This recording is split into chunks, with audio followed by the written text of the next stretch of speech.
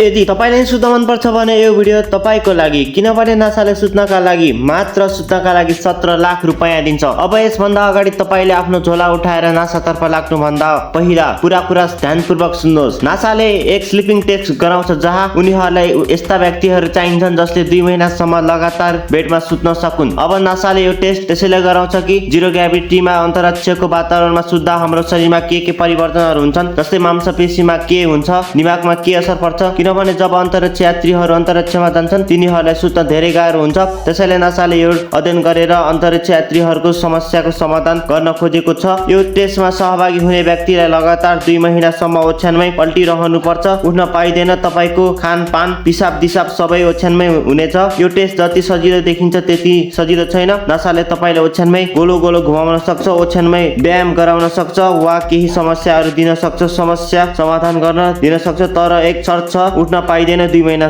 ओछ्यानमै।